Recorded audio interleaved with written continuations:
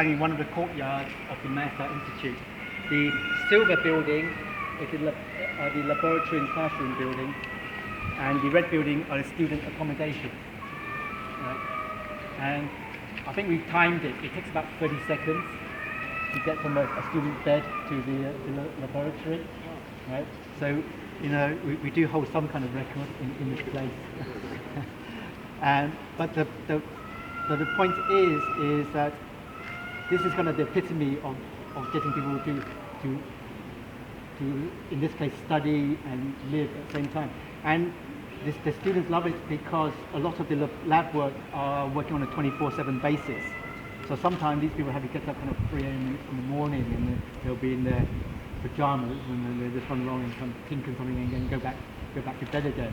And so and even on a campus level, most of us probably here are from university, and when you live on campus, you can still be several football pitches away from where you need to be.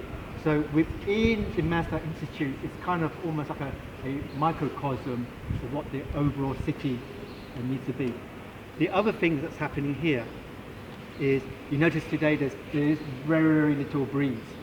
And at this particular location in Abu Dhabi, we do have very, very little breeze. We are next to the airport, so there's probably a very good reason why the airport is located here, because generally compared to the rest of Abu Dhabi, there's very, very little breeze. So all this talk about orientation for a wind is relevant, but it's very difficult to make full use of it just because of the location that we've been given. This land was given to us by the government. We didn't choose this piece of land. So we've got a piece of land that has no wind, and we've got a piece of land that has hypersaline water underneath, right?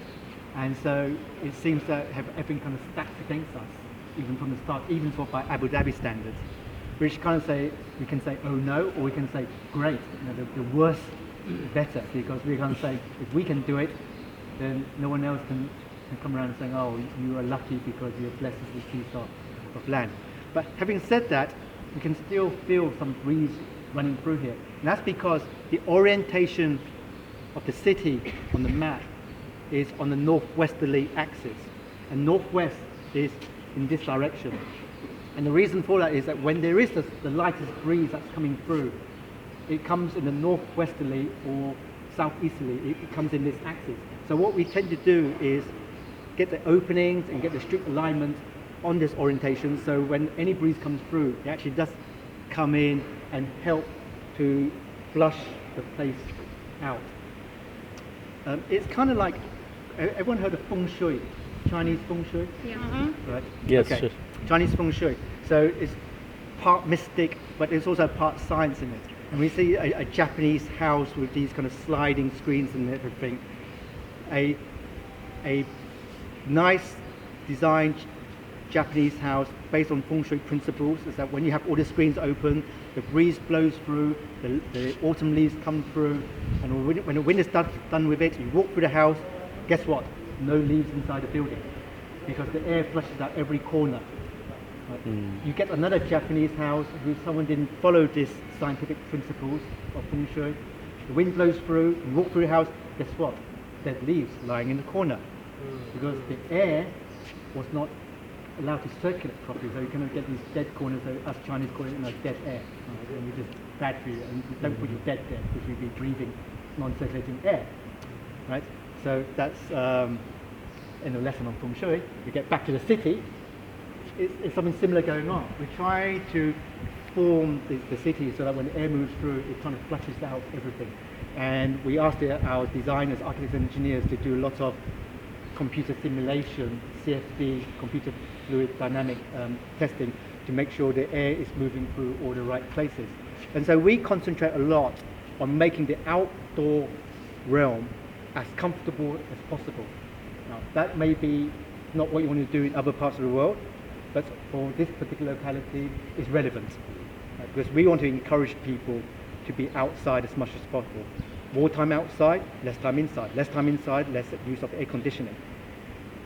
And also, in addition, all this kind of plays together, segregating transportation, getting the buildings closer together. Buildings closer together, it's easier to shade the streets, right? And once you're shading the streets, then you improve the thermal comfort of the place. The shading is the second aspect. Orientation and shaping buildings so that they are solar protection. Where in some parts of the world you want to get as much sun in as possible, we're doing the opposite. We want to keep the sun out as much as possible. So after addressing the wind, we address solar conditions. You cannot shade public realm just by having light fabric shade, because these fabric shade, they heat up and the heat goes through and the radiant heat just heats you up underneath, and it doesn't work. I'm sure you've been to parks and you're trying to sit under the shade but you still feel really, really hot. But when you have 20 meters of building shading the street, then it's a different scenario altogether. So we spend a lot of effort trying to keep the surfaces nice and cool. And that's how you control the felt temperature. When you go into AccuWeather on your iPhones, it tells you the air temperature and it tells you feels like. When you're outside in the middle of the Liwa Desert and it has an air temperature of 35 degrees Celsius, felt like 60. Right? When you're downtown Abu Dhabi, air temperature 35 degrees Celsius, feels like 50 because everything, the wide roads, the glass is reflecting all the heat. Sure. Using a thermal camera to compare downtown Abu Dhabi to Masdar city, air temperature 35 degrees, feels like 33 degrees. And that comes from controlling the surfaces of the temperature. And if you touch the surfaces here, the sun hasn't touched it yet, so it's nice and cool. Right? Yes, sir. Yeah, it was just really interesting, but I have a question because you were talking about the public realm and the development of the public realm and using all the students on campus to actually contribute to the city to be. But you haven't mentioned sociologists or anthropologists, cultural studies people. Don't you think that actually building a city is not just a technical aspect of public realm, however important it is? But do you have any sociologists studying here, or any innovation studies people who look at, you were talking about the knowledge development process, how different pieces and people interact and so on? Yeah, I think, yes, I probably kind of skimped on that. Under the heading of quality of life, when you kind of break that apart, it delves into social sustainability and cultural sustainability, right? Because quality of life only works when you make it fit for use by the people intending to. And that's why on the very first line, I skipped it very quickly because I want to get it out here. On the very first line about what we're doing is that we're first and foremost community builders, or as how we like to see it. Even before we save energy and water, we need to build a community. And I totally agree with you. No point in saving energy and water if no one wants to be in your building. Yes. The most unsustainable building is the empty building, and we all agree on that. So we see ourselves as community builders first and foremost. So a lot of the planning of here, and I'm working on a villa development, and I do go through a lot of engagement with the local population, both people involved in the building industry and people who are not, people who just want a nice place to live in and understand how they want to use the space. How would you try to put a swimming pool in the courtyard? You have to be very careful. You put a swimming pool in the courtyard and then you have to screen it with trees and other things, because there are certain expectations about privacies and all this type of thing goes on. So I don't want to downgrade that. I agree with you, it's really, really important, but just that we have a short time frame. There's so many layers that actually are relevant to this place. I have a question. It took my attention, the lights on my bed. They are on?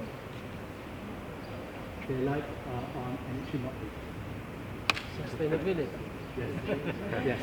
The other question, what about the material of the silver? Yes. Is it aluminum? I want to agree with one thing.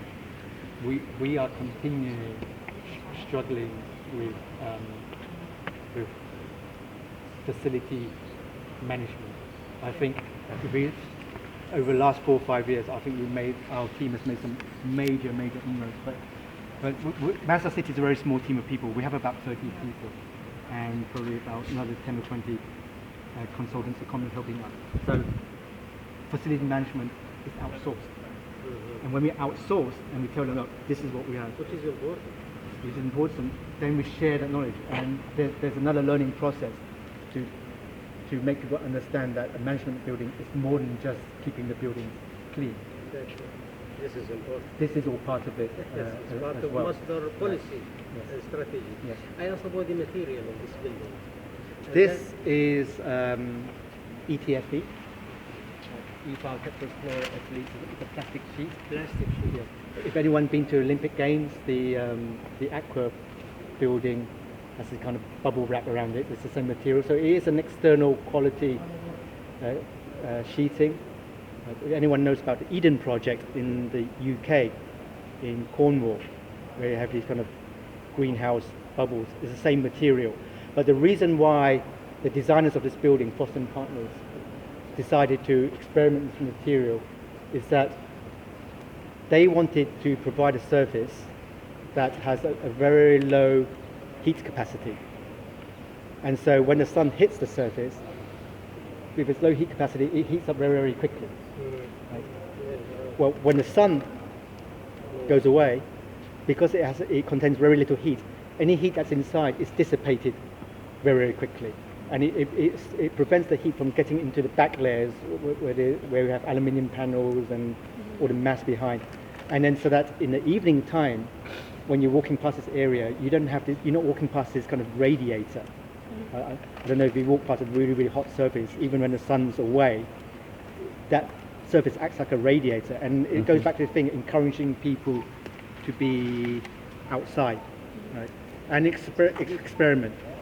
How much more you gain over just traditional thin steel sheeting, right? It's a question mark, but we want to try out different things. The architects had an idea, let's try it, let's see how successful it has been. And I would say that this public realm is, in my mind, it's been very successful. But a question, how much is that due to building shading, or is it because of reflection of that and this and that? And now we are beginning a process, we're trying to put a program in place, working with the Masdar Institute. We're trying to put a program together where they're going to install sensors, right? So the sensors will be so many sensors that you might even just cover the whole facade, because they want to understand. Right? We see there's a certain level of success here, but where's that success coming from? So that's part of looking forward into the future of learning and what's happening on a microclimate level.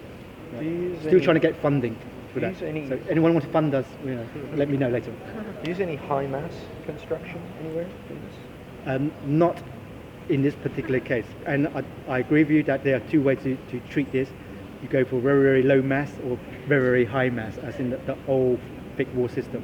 The issue with very high mass building, right, is that when you weigh up the economic factors, the low mass building wins on economic factor, and partly because it's a regulation issue as well, because when you're trying to increase your leasable area inside the building, but the gross floor area being measured by government is to the outside face of the wall. This wall has a financial value attached to it. Now, if they change the definition of how much they allowed us to build of that gross floor area to the inside face, that will have a direct impact on selection of construction methodology to achieve the same aim. So it's very interesting how regulatory policies can have a very major impact on how you think about the construction of the building. Major. And that happens everywhere, but when you look at it from an environmental point of view, it's the same. Because the more leasable area I have, the more income I can bring in. The more income I bring in, I have more money to have better insulation, more efficient mechanical plant system. There are designers who move around shapes. Part of our design exercise is to move around kind of financial resource allocation, where you invest your money within the building. Do I put it in the mechanical plant? Do I put it in the glass? Do I put it into the insulation? There's a balance.